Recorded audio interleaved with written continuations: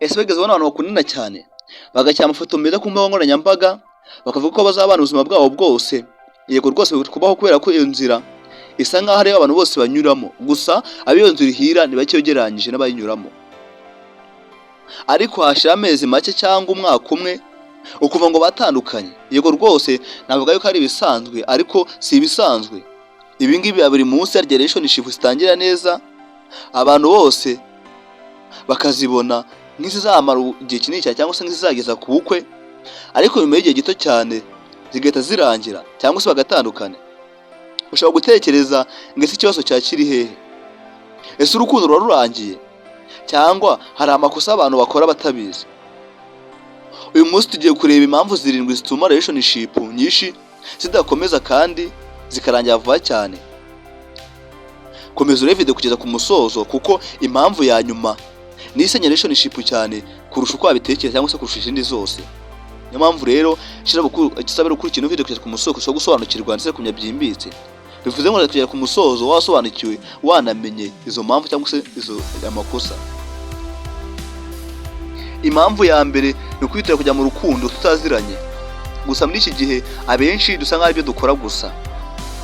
Nyuma guhemukira ngo uri umwisikoro, uri umugome, nyamara wafuye kwihuramo utaza hujya. Abantu benshi bakundana kubera amarangamutima y'ako kanya. Nikuze twisanze ahantu aho mubonana bwa mbere mukagana igihe gitoya cyane cyangwa mukagana iminsi mike cyane, mugahita muvuga ngo ndagukunda.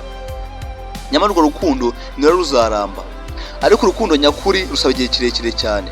Bivuze ngo rusaba kwihangana.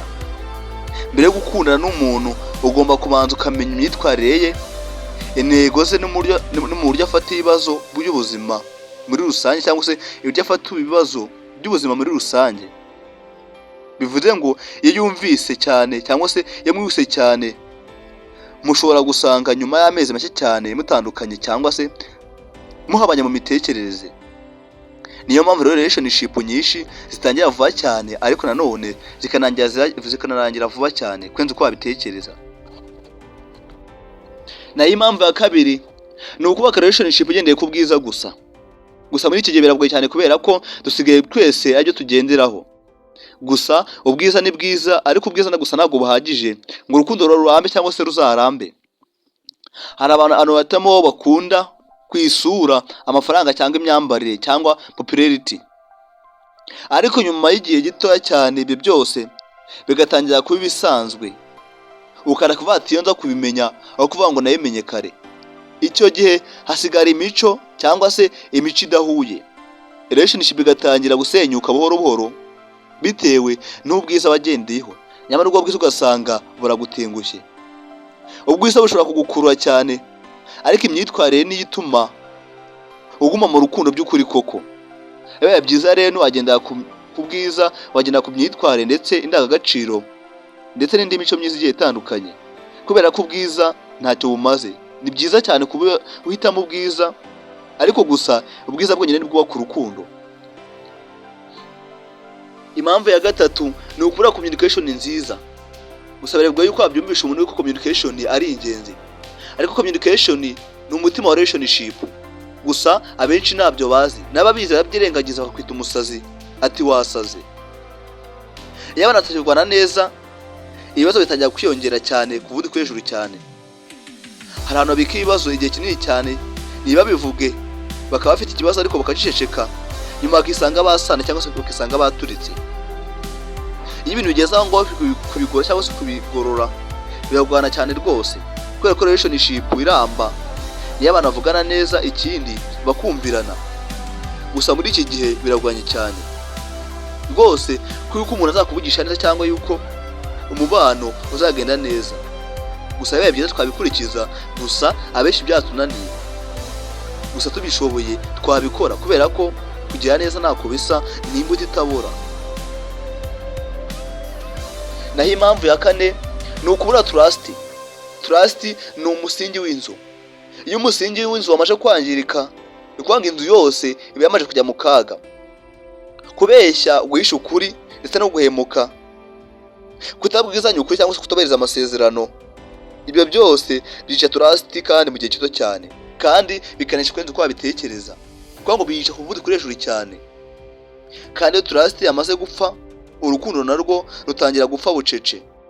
Kuko ngo urukundo niruvogerwa, urukundo nirusuzugurwa, ahubwo kurujyamo bisaba kuba wateguye wanabipanze, rukajyamo ababipanze neza kugira ngo trust cyangwa se urukundo utazangirika kurenza uko wabitekereza. Impamvu ya gatanu ni ukudafata urukundo nk'inshingano. Rwose ibyo byo abantu benshi ntibibareba, ariko abantu benshi batekereza ko urukundo ari nk'amarangamutima gusa. Ariko oya, itekereje ibyo ngibyo ubusa nkaho wibeshye cyane, ubutambikiriye nta naho biba bihuriye, kubera ko urukundo ni inshingano. Hari igihe wumva utameze neza, ariko nanone hari n'igihe mujyana amakimbirane. Hari igihe ibintu bigenda neza, ariko urukundo nyakuri rusaba kwihangana. Vuga ngo utihangana urukundo ntiwarushobora. Ni cya gihe uhora mu makimbirane ya buri munsi, intambara ya buri munsi zidashira, ndetse n'intonganya. Rusaba gukora kuri relationship ya buri munsi ndetse. Kubera ko rumeze nka wa murima cyangwa se nka wa murima utera imyaka namba. Urarumba, witaho urarumba. Bivuze ngo usaba kurwitaho buri munsi, ukarusigasira kugira ngo uzasarure. Kubera ko wa murima utera imyaka itawitayeho, n'ibyo wahinzemo ntabyisarura cyangwa se ibyo washoye ntabyo ubona.